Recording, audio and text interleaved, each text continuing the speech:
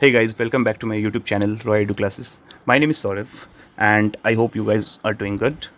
So, today we are going to study about globe, that is latitudes and longitudes, and this is going to be the chapter number 2 for geography class 6. So पिछले chapter में हमने पढ़ाई की थी solar system के बारे में. हमने ये जाना था दैट कौन कौन से प्लैनेट्स है and then about the stars, sun, then about our planet earth and और भी बहुत सारी चीज़ें थी. तो आई होप वो आपको क्लियर हो गया होगा. तो जल्दी से स्टार्ट करते हैं इस चैप्टर नंबर 2 को. तो now what is globe, latitudes longitudes होता क्या है. वैसे इस चैप्टर को मैं 2 पार्ट में पढ़ाऊंगा गाइस, क्योंकि काफ़ी लंबी हो जाती है video, so we can make it easier and shorter as well. ठीक है. So, in the previous chapter, you have read that our planet Earth is not a sphere. It is slightly flattened at the north and south poles and bulge in the middle. Can you imagine how it looks? अब देखो अर्थ जो होता है ना guys, ये that is not completely sphere. ठीक है, spherical नहीं है. थोड़ा सा लाइक आप फ्लैटन मिलेगा आपको. कहाँ पे? पोल्स की तरफ, northern part and southern part, यानी नॉर्थ एंड साउथ पोल्स की तरफ. मैं आपको दिखाता हूँ किधर. ये ग्लोब देख रहे हो आप, ये ग्लोब की जो पिक्चर बनी हुई है, this is the northern part and this is the southern part.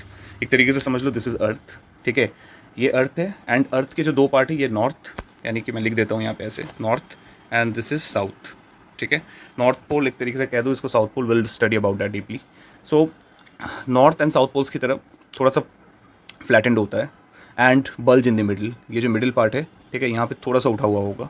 This is how our globe looks like and our earth as well. ठीक है. You may look at a globe carefully in your classroom to get an idea. Globe is a true model miniature form of the earth. जैसे कि मैंने आपको बताया, globe actually represents our earth. And ये globe जो है अलग अलग साइज़ के होते हैं. कुछ बड़े होते हैं बहुत ज़्यादा, कुछ छोटे होते हैं. ठीक है, कुछ ग्लोब लाइक बलून्स होते हैं जिसको फुलाया जा सकता है. That means which can be inflated and are handy and carried with ease, जिसको आप ऐसे हाथ में लेके भी घूम सकते हो. ठीक है.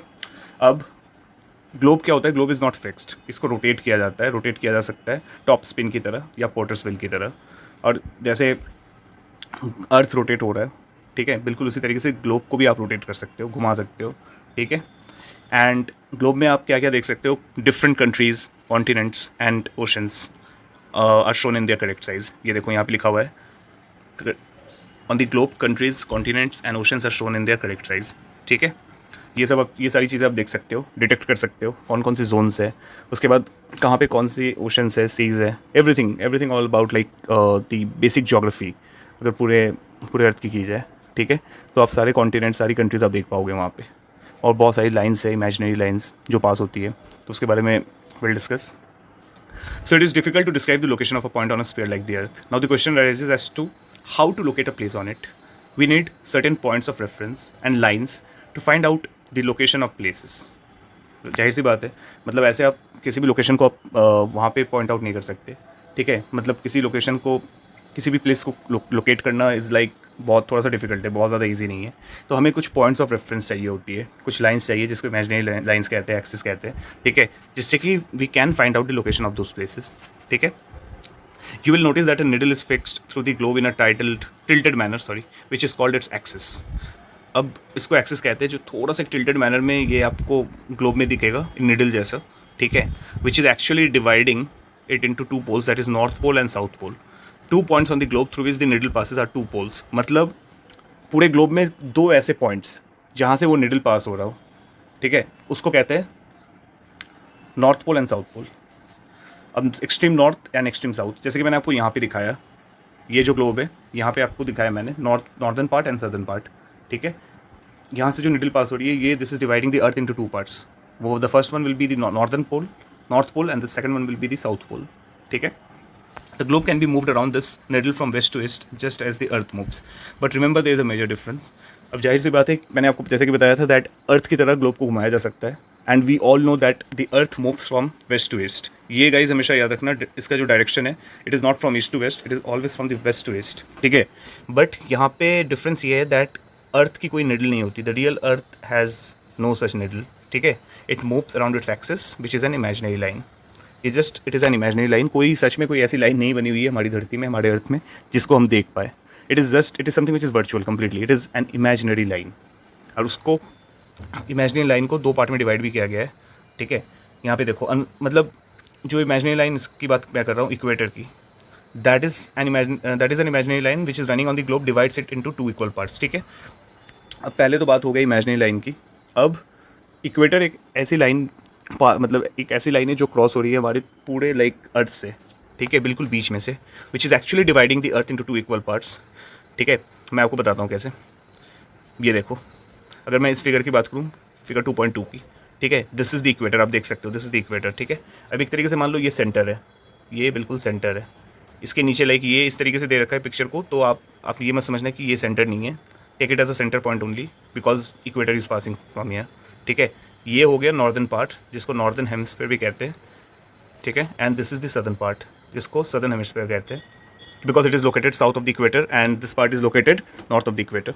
ठीक है, तो northern hemisphere and southern hemisphere यहाँ पे लिखा हुआ है। The northern half of the earth is known as northern hemisphere and the southern half is known as the southern hemisphere.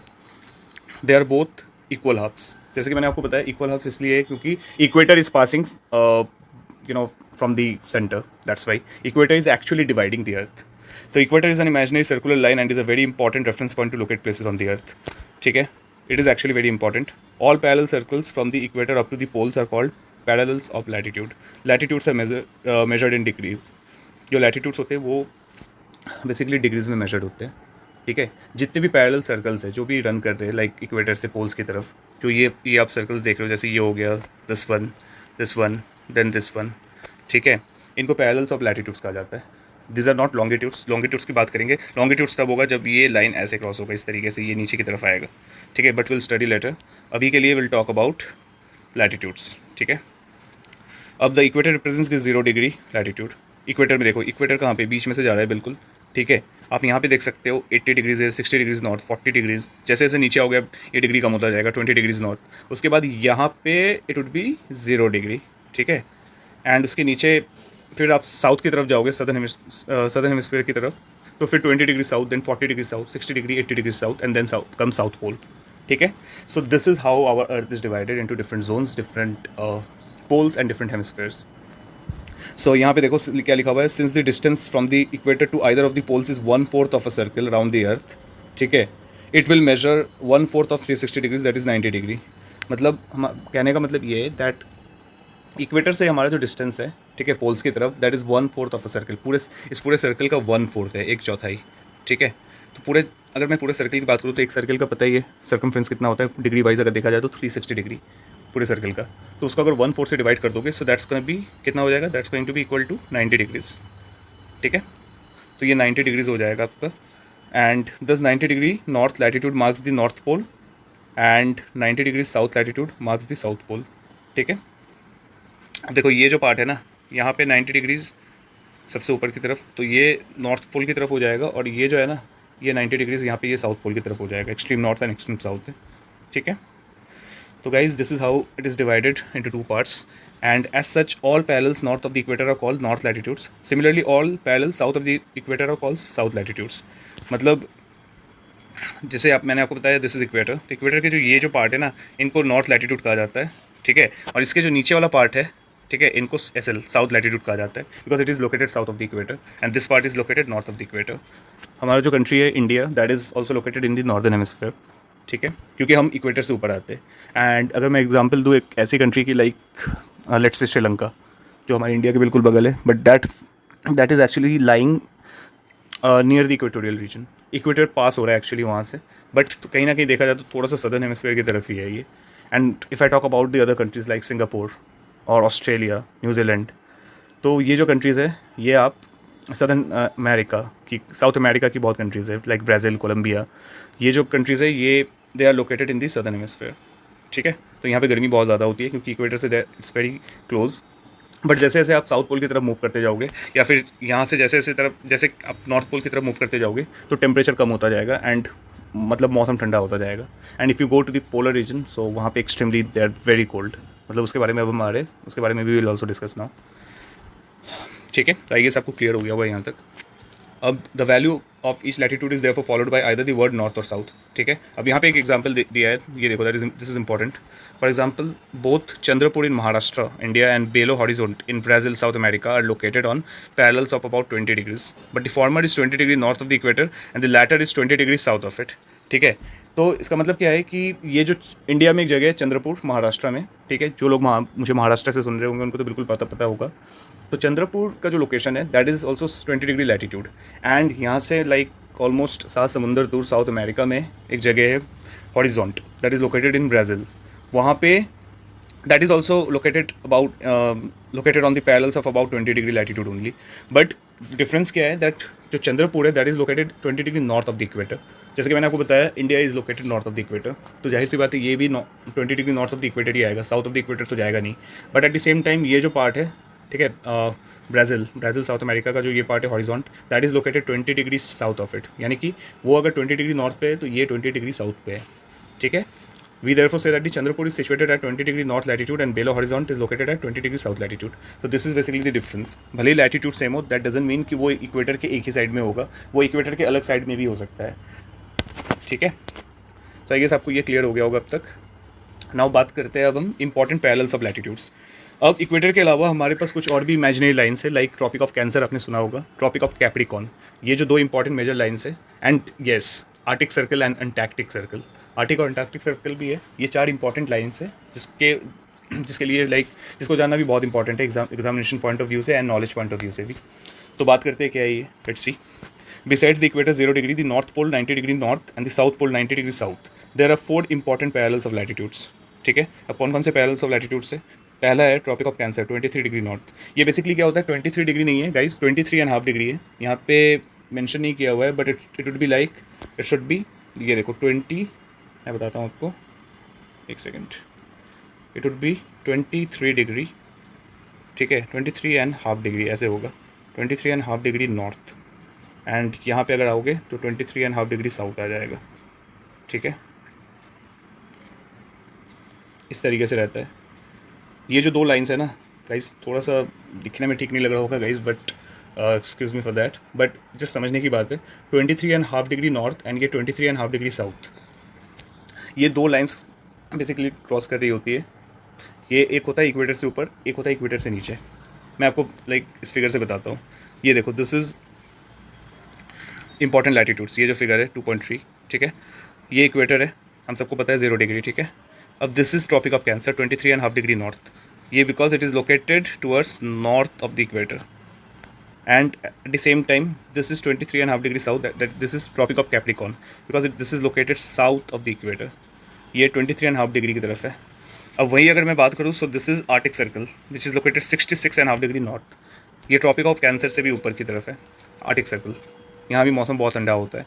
And this is located, and if I talk about Antarctic circle, this is located 66.5 degree south. ठीक है.